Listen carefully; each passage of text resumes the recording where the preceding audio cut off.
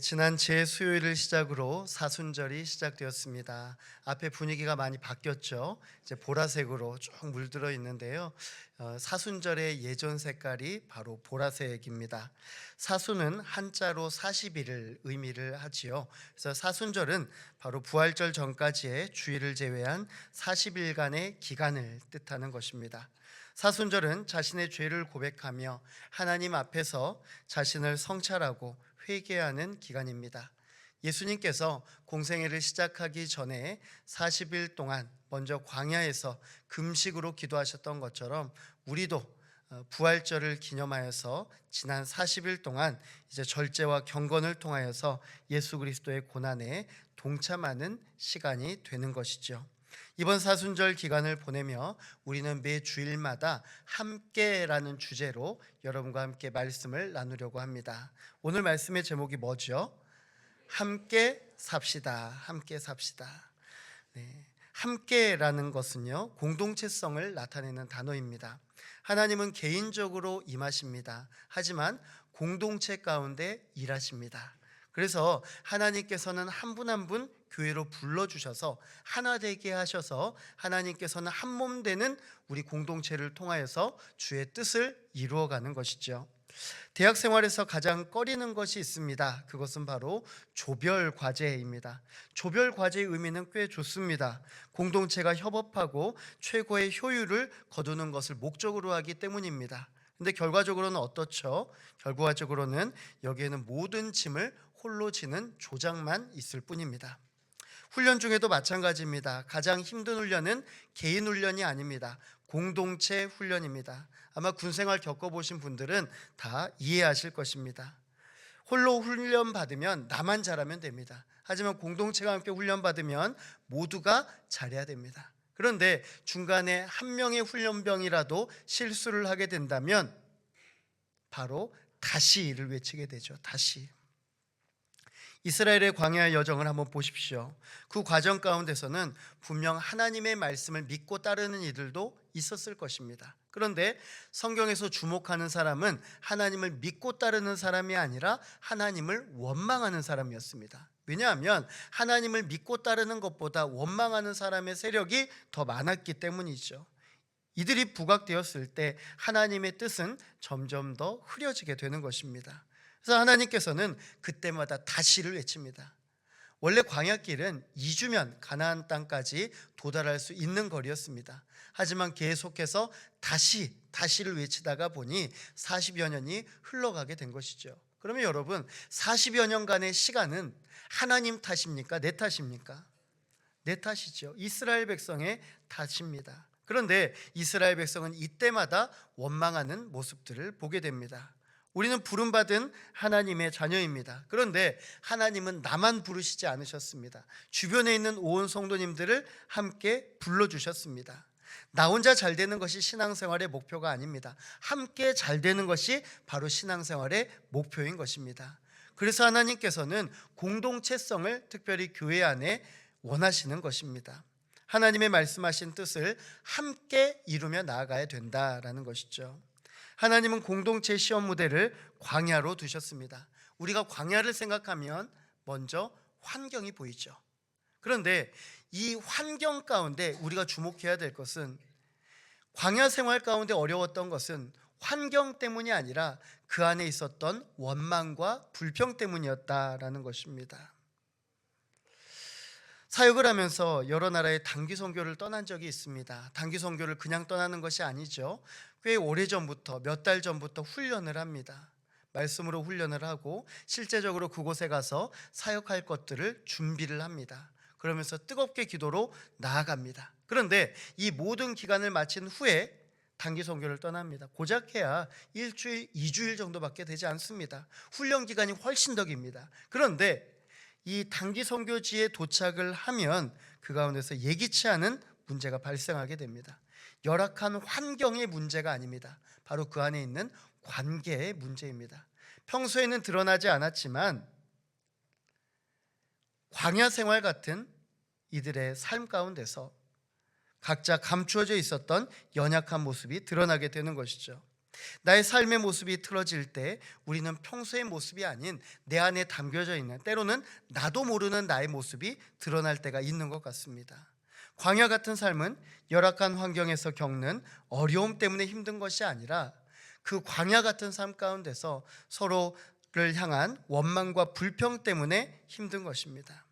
함께 있으면 서로가 서로에게 영향을 미치게 됩니다.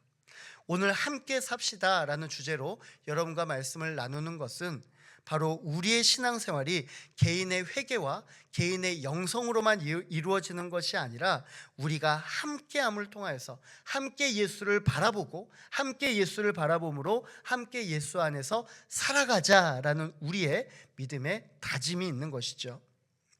브라질에 리우데자네이루라는 곳이 있습니다. 그런데 이 지역에 가면 커다란 조형물이 산꼭대기에 서 있습니다. 세계 7대 불가사의 중에 하나라고도 알려진 브라질의 대표적인 랜드마크 중에 하나이죠. 바로 브라질의 예수상입니다. 아마 여러분도 잘 익히 보셔서 아실 겁니다. 1922년도에 착공하여서 1931년도에 완공된 이 건축물, 이 높이는요 무려 33m, 38m, 팔의 너비가 무려 24m가 됩니다. 네, 여러분, 이 산 아래에는 커다란 도시가 있습니다.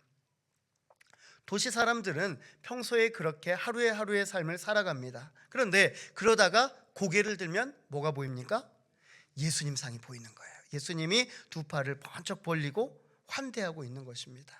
이것은 바로 당시 브라질이 점점 더 세속화되는 것을 걱정하며 이제 그리스도인들이 모여서 이와 같은 상을 만든 것이죠. 이 웅장한 조형물은 누군가에게는 그저 세계 7대 불가사의 중에 하나에 불과합니다. 그저 누군가에게는 포토존에 불과합니다. 하지만 그리스도인들에게 이것은 얼마나 커다란 감격인지 모릅니다. 예수 그리스도의 손이 도시를 향해 뻗고 있습니다. 여러분도 한번 생각해 보지 않으세요? 여러분, 연징산 위에 이런 상이 있으면 어떠시겠어요? 여러분, 무한 땅을 딱 바라보면서 이러면 얼마나 좋겠어요? 한번 그런 상상을 해봅니다. 여러분이 오늘 교회 오실 때 어떠한 마음으로 오셨습니까? 예배 시간 늦었어, 빨리 가야 돼 하면서 촉박하게 시간에 맞춰서 오셨습니까? 아니면 천천히 걸으면서 저기 멀리 있는 십자가를 향해 걸어오면서 와, 저기 십자가가 있네, 우리 예수님께서 오늘 또 나를 환대하고 계시네, 이런 마음으로 오셨습니까? 오늘 우리가 무학교에서 예배드릴 때 여러분이 꼭 기억하셔야 될 것이 있습니다. 우리는 대체로 삶의 자리에 시선을 둘 때가 너무나 많습니다. 하지만 우리 주님은 내가 볼 때나 보지 않을 때나 여러분을 향하여서 두 팔을 벌리고 여러분을 바라보고 계신 줄로 믿습니다.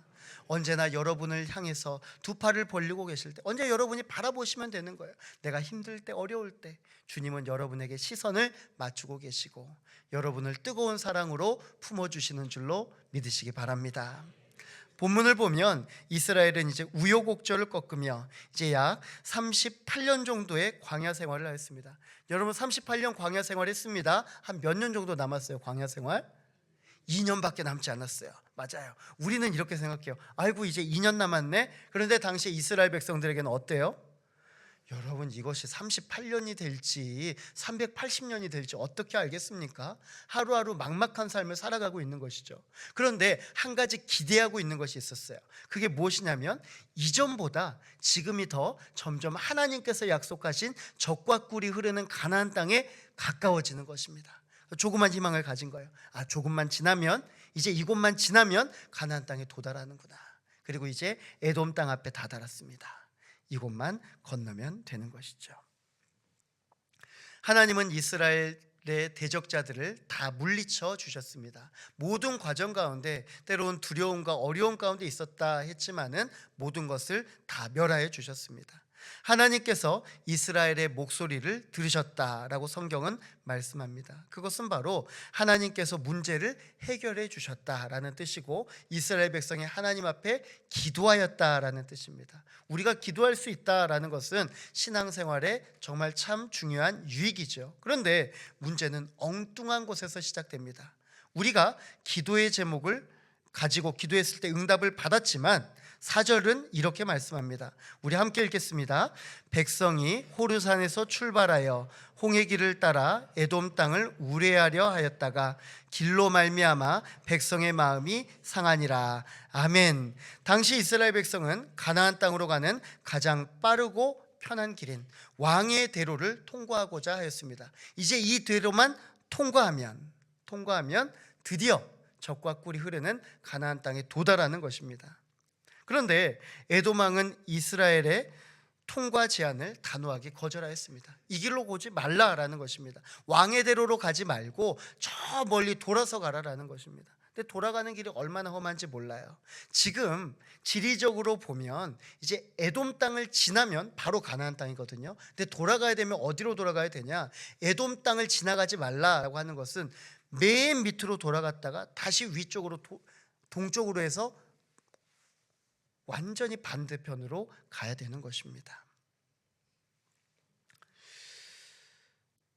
당시 아라바 광야는 매우 덥고 모래바람도 심하고 지형이 험난한 지대였다라고 이야기를 합니다. 좋은 길 놔두고 되돌아가야 합니다. 여러분 어때요? 마음이 상할 수밖에 없지 않겠습니까?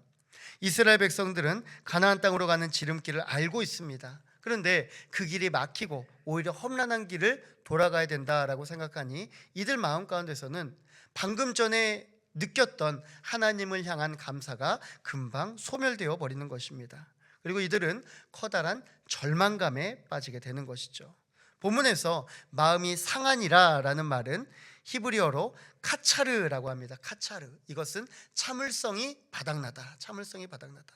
여러분 다 인내 있으시잖아요. 인내하시잖아요. 맞아요. 우리 모두는 인내할 수 있어요. 그런데 다른 것이 있어요. 인내의 한계가 다릅니다. 인내의 한계. 그 한계점에 따라서 누군가는 불평하고 누구는 그 전까지 참을 수 있는 것이죠. 이들은 자신의 인내의 한계를 뛰어넘는 상황 가운데서 크게 심적으로 흔들리는 경험을 합니다. 결국 이들은 좀 전의 승리를 다 잊어버리고 다시 하나님을 원망하게 되었습니다. 여러분 우리가 심적으로 흔들릴 때 평소면 하지 않을 법한 그런 이야기를 하게 될 때가 있습니다. 때로는 부모님에게, 때로는 자녀에게, 때로는 친한 친구들에게 하지 말아야 할 말을 내가 나도 모르게 또한 내 마음이 아닌데도 그렇게 표출할 때가 있습니다. 이스라엘 백성은 오늘 함께 원망하였습니다. 함께 원망하였습니다. 이스라엘 백성에게 이와 같은 마음이 들었습니다. 마음이 상하니 이제 그 상한 마음이 밖으로 튀어나오게 된 것이죠. 우리 5절 말씀 함께 보겠습니다. 백성이 하나님과 모세를 향하여 원망하되 어찌하여 우리를 애굽에서 인도해 내어 이 광야에서 죽게 하는가? 이곳에는 먹을 것도 없고 물도 없도다. 우리 마음이 이 하찮은 음식을 싫어하노라 하매. 아멘. 그렇다면 여러분 우리가 이제 이 본문을 가지고 여러분과 제가 한번 팩트 체크를 해보도록 하겠습니다. 이스라엘 백성이 원망한 거 무엇이었나 하나 보니까 먼저는 하나님은 이스라엘 백성을 정말로 광야에서 죽게 만드신 분인가? 이스라엘 백성 광야에서 죽기는 죽었습니다. 그렇죠? 근데 왜 죽었습니까? 맞아요. 하나님 앞에 죄지어서 죽임을 당했습니다. 그런데 이들은 마치 죽음 자체가 하나님 탓인 것 마냥 원망하고 있는 것입니다. 오히려 하나님께서 죽게 만들고 싶었으면 가만히 내버려 두면 이스라엘 백성 얼마 지나지 않아서 다 전멸할 위기였습니다. 근데 하나님께서는 모든 길들을 열어주셨어요. 오히려 전쟁에서 승리하게 하시고 가장 안전한 길로 돌아가게 하셨습니다. 그런데 이스라엘 백성은 자신들을 죽게 하셨다라고 왜곡되게 하나님에 대해서 말씀하고 있는 것입니다. 뿐만 아닙니다. 이곳에는 먹을 것도 없고 물도 없도다. 그럼 여러분 정말로 먹을 물도 없고 마실 물도 없었을까요? 물론 이스라엘 백성들의 원망거리 가운데서는 먹을 것 없습니다, 먹을 물 없습니다라고 얘기했어요. 그럼 그때 하나님께서 어떻게 해주셨어요? 공급해 주셨잖아요. 공급해 주셨어요. 먹을 것과 마실 것을 다 공급해 주셨어요. 오히려 광야 생활을 지나면서 이스라엘의 백성들의 재산이 증식된 것을 보게 됩니다. 근데 그것 가운데 가장 괄목할 만한 것이 바로 가축들이 대단히 많아졌어요. 여러분 한번 생각해 보세요. 가물었다면 그리고 먹을 것이 없다면 가장 먼저 죽는 게 무엇이겠습니까? 가축 아니겠어요? 근데 가축이 더 많아졌다는 건 무엇이에요? 하나님께서 그들의 삶의 순간순간마다 도와주셔서 자신들뿐만이 아니라 그들의 소유까지도 먹이시고 마시게 하셨다라는 뜻입니다. 구별된 특별한 은혜가 있었다라는 것이죠. 게다가 이스라엘 백성들은 우리 마음에 이 하찮은 음식을 싫어하노라. 여러분, 이 하찮은 음식이 뭐예요? 만나입니다. 만나. 여러분, 만나 하찮아요? 안 하찮아요? 안 드셔보셨잖아요. 우리는 잘 몰라요. 이 맛이 어떤지 잘 몰라요. 근데 성경에는 뭐라고 나와 있냐면 이스라엘 족속이 그 이름을 만나라 하였으며 가시같이 희고 맛은 꿀 섞은 과자 같았더라. 아멘. 하늘에서요, 하나님께서 직접 요리해 주세요. 그래서 아침마다 그 요리를 내려주시는 거예요, 이스라엘 백성에게. 마치 스타 셰프가 직접 만들어준 그 5스타짜리 그 음식을 우리가 먹게 되는 거예요. 얼마나 대단해요. 그러니까 맛이 있을 수밖에 없죠. 근데 이스라엘 백성이 갑자기 하찮은 음식이라고 그래요. 왜 하찮은 음식이라고 하는 겁니까? 여기에 비교군이 있습니다. 비교군. 여러분, 민수기 11장 5절을 보면 뭐가 나오냐면 우리가 애굽에 있을 때에는 값없이 생선과 오이와 참외와 부추와 파와 마늘을 먹은 것이 생각나거늘. 아멘. 뭐와 뭐를 비교하는 겁니까? 여러분, 지금 이전에 먹었던 것, 애굽에 먹었던 것들과 지금 비교하고 있는 거예요. 보니까 분명히 만나가 맛있었는데 이것과 비교하니까 별론 것 같은 거예요. 분명히 이들이 처음 먹었을 때는 와, 어떻게 이런 음식이 있지? 세상에 이런 음식이 하면서 맛있게 먹었는데 이제는 다른 거예요. 여러분, 어때요? 요즘에 핫한 음식이 있죠. 요즘에 요리라고, 네, 과자죠. 과자. 두쫑꾸라고 여러분 들어보셨습니까? 드셔보셨어요? 저도 우리 성도님들이 이렇게 주셔서 이렇게 몇 개 먹어봤는데 놀랬어요. 처음에는 맛에 놀랬고요. 두 번째는 그 가격에 놀랬어요. 너무나 비싸요. 근데 또 맛있어요. 근데 여러분, 이거 두쫑꾸 아침, 점심, 저녁으로 계속 먹으면 맛있을까요? 그렇지 않을 거예요. 그렇지 않을 거예요. 그런데 지금 이 비교를 하였다, 하찮은 음식이다라고 말했던 것은 무엇과 비교하는 거냐면 과거에 먹었던 것과 비교하는 거예요. 과거에 먹었던 것과. 여러분, 우리가 한번 비교하기 시작하잖아요. 그러면 그 안에 감사는 다 사라집니다. 한번 생각해 보세요, 여러분. 이번에 우리 설 명절 보냈잖아요. 설 명절 보냈는데 세상에, 우리 아들이, 우리 며느리가 정말 그 예쁜 가방을 하나 딱 선물해 줬어요. 가방 하나. 저기 시장에서 하나 이렇게 딱 선물해 줬어요. 내가 보니까 너무 마음에 들어. 나 이 백이 너무 좋아. 그런데 갑자기 옆에 계시는 성도님 뭐 하나 백 메고 오는 거예요. 그래서 이번에 우리 딸이 막 하면서 오는 거예요. 여러분, 어때요? 아들한테 이제 막 심통 내지 않겠어요? 아니, 누구는 이거 선물해 줬는데.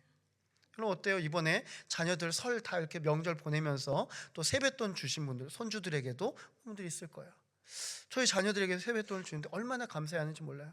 와, 10,000원이다 하면서 좋아해요. 10,000원이다. 그런데 갑자기 아이들 안에 불평이 생겨났어요. 왜 형은 50,000원이에요? 뭐예요? 형이 이제 중학생이니까 뭐 좀 사라고. 여러분, 그 안에 불편함이 생기는 거예요.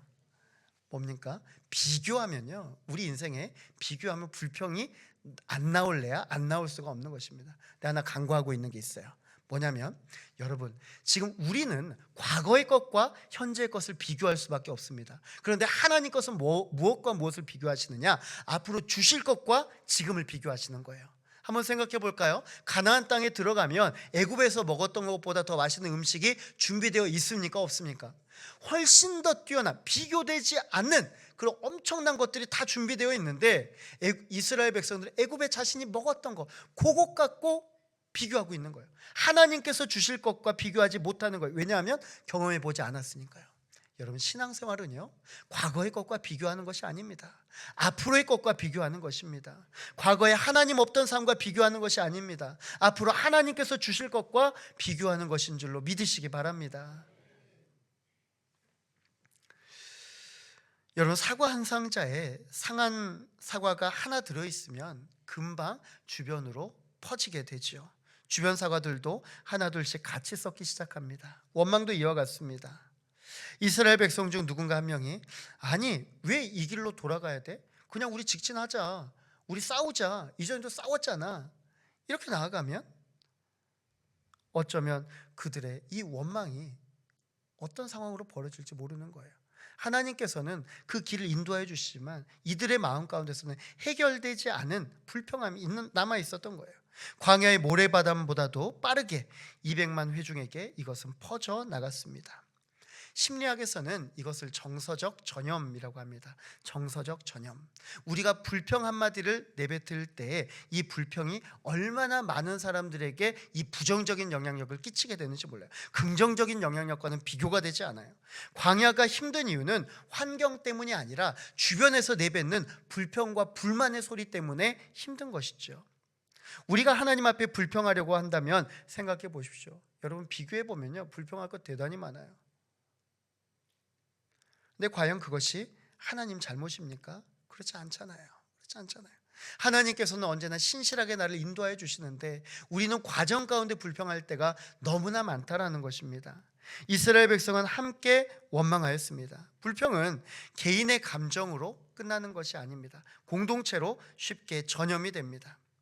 말 한마디가 분위기를 바꾸고 공동체를 넘어지게 합니다. 이들이 앞서 누군가가 하나님께서 우리를 가장 좋은 길로 인도하여 주실 거야 이렇게 얘기한다면 또 그들의 무리가 달라졌을지 몰라요. 근데 뭐가 나왔어요? 하나님께 영광 돌리는 것보다 하나님께 불평함이 먼저 나왔을 때 불평으로 사람들이 휩쓸려 가는 것을 보게 되더라라는 겁니다. 여러분, 이스라엘 백성이 함께 원망하였습니다. 그랬더니 하나님께서 이들을 어떻게 만드시느냐? 이스라엘 백성은 함께 고통당하였습니다. 함께 원망했을 때 이들이 경험한 것은 함께 고통당하는 것이었습니다. 6절 말씀입니다. 여호와께서 불뱀들을 백성 중에 보내어 백성을 물게 하심으로 이스라엘 백성 중에 죽은 자가 많은지라. 아멘. 민수기 21장의 주 무대인 에돔 지역과 그리고 아라바 광야 지역을 보면 당시에 뱀이 상당히 많은 지역이었다라고 말합니다. 성경에서 말하는 이 불뱀은 사라프라고 하는데요, 빨간색 몸을 띠고 있는데 얼마나 맹독성이 강한지 그 뱀에 한번 물리면 마치 불에 타는 것과 같은 그런 느낌을 받았다라고 그래요. 극심한 통증과 고열로 인해서 금방 사망해 버리는 것이죠. 당시 아라바 광야는 바위가 많고 건조해서 파충류가 서식하기에 적격인 것이었습니다. 그런데 간과하고 있는 것이 있어요. 무엇을 간과하느냐? 이전까지는 뱀에 물리지 않았다는 겁니다, 여러분. 지금 이 똑같은 지역이 있지만 이전까지는 뱀에 물리지 않았는데 하나님께 원망하자마자 이스라엘 백성에게 하나님께서 손을 떼신 거예요. 손을 떼자마자 그때까지 숨죽이고 있었던 그 불뱀들이 다 이스라엘 백성에게로 다가간 것입니다. 우리는 때로 하나님의 보호하심을 깨닫지 못합니다. 너무나 당연하게 생각합니다. 어제의 보호하심, 오늘의 보호하심, 때로는 감사할 수 있어요. 근데 그 감사함이 지속되지는 않더라라는 것입니다. 지속되지는 않더라. 하나님께서 그 보호하심의 손을 거두셨을 때 뱀들은 이스라엘 백성에게 달려들게 된 것입니다. 성경을 보면 광야 생활 가운데 이런 맹독성을 지닌 것들이 참 많았습니다. 그리고 그 광야 생활 가운데 사람의 몸을 해치는 것들이 대단히 많았어요. 정갈뿐만이 아니라 또한 그 외에 벼룩이나 이나 맹수들이나 곳곳에 도사리고 있었습니다. 그런데 성경에 보면 이러한 것들에 공격당한 것 별로 성경에 나와 있지 않아요. 이러한 어려움을 하나님께서는 미리 다 막아주셨기 때문입니다.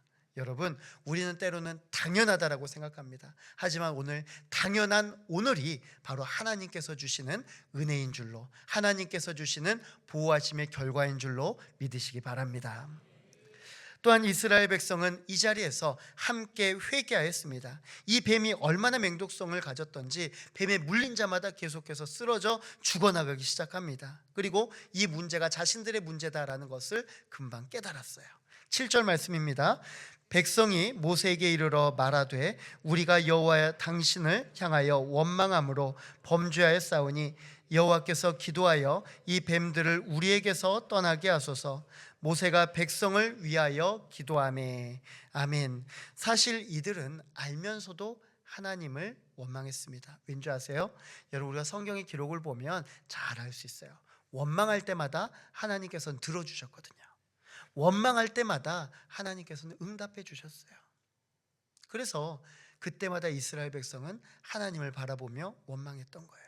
근데 우리 신앙생활에도 이와 같은 습관이 있습니다. 근데 여러분 꼭 기억하셔야 될 것은요, 하나님께서 한 사람을 양육시켜 주실 때 그 시기마다 양육의 방법이 다릅니다. 여러분 처음에 그 삐아제 인지발달 이론에 보면 처음에 그 아이와 부모와의 유대감 관계를 위해서 가장 먼저 해야 될 것이 무엇입니까? 애착 관계입니다. 애착 관계. 그 애착 관계가 뭐예요? 부모가 있음으로 인해서 아기가 안정감을 갖게 되는 것입니다. 응애할 때마다 부모가 반응하는 것, 이것이 바로 애착감을 형성하는 것이죠.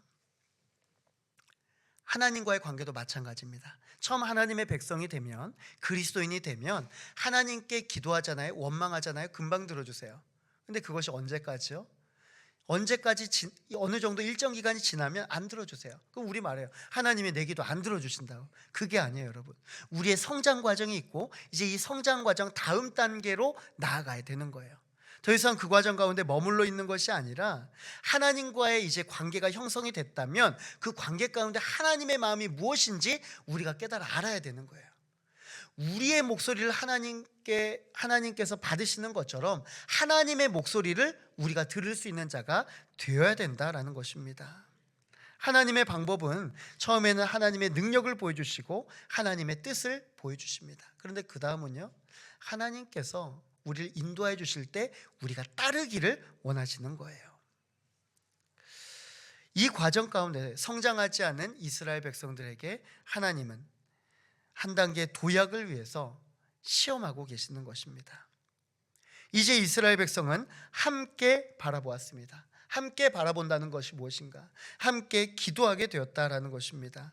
하나님은 이스라엘 백성이 살 수 있는 방법을 주셨습니다. 하나님은 모세에게 불뱀을 만들어서 장대 위에 매달아라. 그리고 그 불뱀을 보는 자마다 살리라 라고 말씀하는 것입니다. 여러분, 불뱀이 무엇일까요? 불뱀. 바로 우리 민은혜 권사님은 벌써 한 2장을 건너뛰었어요. 결과가 나와버렸어요. 자, 불뱀이 무엇입니까? 바로 이스라엘 백성을 심판한 형상입니다. 심판한 형상. 그런데 이스라엘 백성들을 심판한 불뱀을 만들어서 이것을 보는 자는 치유하게 될 것이다 라고 말하는 것입니다. 모세는요, 불뱀을 노수로 만들었습니다. 처음에 제가 이 불뱀을 노수로 만들었다라고 생각할 때 그냥 읽으면서 지나갔다가 다시 한번 돌아보게 됐어요. 여러분, 당시에 불뱀을 만들 수 있는 것들이 얼마나 많습니까? 금도 있었고요, 은도 있습니다, 놋도 있었고요, 다른 것들도 있습니다. 그런데 왜 하필 노수로 만들었을까? 여러분, 우리가 앞서 보면 이제 성전 기물을 만드는 것들이 나오는데 특별히 노수로 만든 게 뭔지 아십니까, 여러분? 바로 번제단입니다. 번제단. 이 번제단을 노수로 만들었어요. 번제단 뭐 하는 거예요? 태우는 거잖아요. 계속해서 가열시킵니다. 그런데 그 안에 무엇을 두느냐? 바로 하나님께서 말씀하신 제물을 넣죠. 소를 넣고 양을 넣고 염소를 넣습니다. 이것이 무엇이에요? 내 죄를 대신해서 제물을 그 앞에 올려드리고 하나님께 그것을 태워서 드리는 것이잖아요. 그러니까 노수로 뱀을 만들었다라는 것은 무엇이냐면 내 죄를 대신해서 이 노뱀을 바라봄으로 내가 구원받게 된다라는 것입니다. 하나님의 공의로운 심판의 불을 견뎌내는 제사의 자리, 곧 대속의 자리를 바라보는 자마다 살게 된다라는 것이죠. 하나님께서 뱀에 물린 이스라엘 백성을 치료하는 방법을 알려주셨습니다. 그런데 그것은 고상한 방법이 아니었습니다. 하나님께서는 약을 하늘에서 내려보내 주신다거나 아니면 한 사람 한 사람을 수술하신다거나 이런 방법이 아니셨어요. 어떤 방법이었습니까? 불뱀을 바라보는 자마다 살리라. 여러분, 사람들이 들으면요 되게 형편이 없어요. 진짜로? 불뱀만 바라보며 산다고? 믿지 않아요. 그 어떤 것보다도 허술한 치료 방법이었습니다. 하지만 하나님께서는 이 방법을 통하여서 일하셨습니다. 이것은 인간의 행위가 아니라 하나님의 말씀을 믿는 믿음으로, 이것이 바로 하나님의 구원의 조건임을 보여주는 것입니다. 이를 통하여서 이스라엘 백성들은 함께 살았습니다. 요한복음 3장에 보면 바리새인 중에 니고데모라 하는 사람이 밤중에 예수님을 찾아옵니다. 그런데 이분의 신분이 대단해요. 사내들인 공의회 회원 중에 한 명이다. 근데 사내들인 공의회면 어떤 사람들이냐? 바로 이스라엘의 지도층입니다. 70여 명이 되는 그 사람 중에 한 명이 바로 이 본문에 기록된 니고데모입니다. 근데 니고데모가 이 예수님을 찾아옵니다. 니고데모가 보았을 때는 예수님은 하나님께로부터 온 사람인 줄 알았어요. 당시에 이스라엘의 모든 유대인들과 그리고 대부분의 바리새인들 그리고 종교 지도자들은 예수님을 이단시하였습니다. 근데 니고데모는 반대 생각을 가졌어요. 왜냐하면 여러 가지 표적을 통하여서 증명되는 것이 하나님으로부터 나지 아니하면 이루어질 수 없다라는 것이죠. 이런 니고데모에게 예수님께서는 하나님의 나라에 대해서 말씀하시고 그리고 예수 그리스도께서 이 땅에 오셔서 어떤 일을 행해야 될지 말씀하여 주십니다. 우리 요한복음 3장 14절에서 15절의 말씀 함께 봅니다. 모세가 광야에서 뱀을 든 것 같이 인자도 들려야 하리니 이는 그를 믿는 자마다 영생을 얻게 하려 하심이라. 아멘. 이 사건이 바로 예수 그리스도의 십자가의 사건과 연결되어지는 것입니다. 예수님께서는 우리의 죄를 대신 짊어지셨습니다. 그리고 십자가에 달려 돌아가셨어요.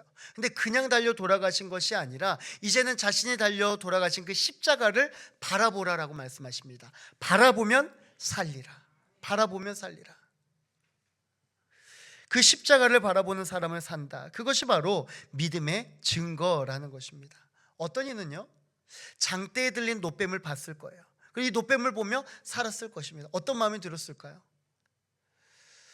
믿음으로 내가 살게 되었을 때 옆에 있는 사람들에게 권면하지 않았겠어요? 내가 뱀에 물렸었는데 이제 살게 됐어. 너도 저기 있는 장대에 들린 놋뱀을 한번 바라봐. 그냥 말만 했겠습니까? 아닙니다. 흔들어서 막 깨워서 정신 차리라고. 정신 잃어가는 이 사람들에게 놋뱀을 보여주기 위해서 어떻게 보면 부축해서 장막 밖으로 나왔을 거예요. 혼자 사는 것은 의미가 없습니다. 함께 사는 것이 의미가 있기 때문입니다. 놋뱀을 보고 산 사람이 죽어가는 이들에게 장대에 들린 놋뱀을 보라라고 말씀합니다. 그냥 말한 것만 아니라 질질질질 끌고 왔을 거예요. 놋뱀을 보지 않으면 죽습니다. 놋뱀을 보면 삽니다. 여러분, 몇 살짜리도 알까요? 3살짜리도 압니다. 3살짜리도 알아요. 복음은요, 어려운 것이 아닙니다. 복음은 너무나 단순하고 너무나 분명합니다. 오늘 예수님은 말씀합니다. 십자가를 바라보면 살리라. 십자가를 보면 살리라.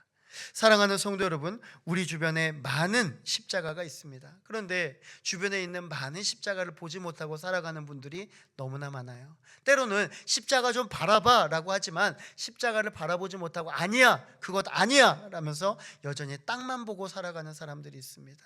하늘을 바라보면 예수님께서 두 팔을 벌리고 우리를 향하여서 환대하고 계시고 우리에게 늘 초점을 맞추고 계신데 세상에 있는 사람들은 그것을 놓치며 살아가고 있는 것이죠. 때로는 우리 중에서도 지금 나는 신실하게 주님을 붙잡고 있지만 때가 지나가면 나의 신앙이 소멸되어지고 이전까지 바라보았던 십자가를 바라볼 힘도 사라질 때가 있는 것입니다. 그러면 그때 어떻게 하겠습니까? 도와줘야 되는 거. 왜냐하면 신앙생활은 혼자 하는 것이 아니라 함께 하는 것이기 때문입니다.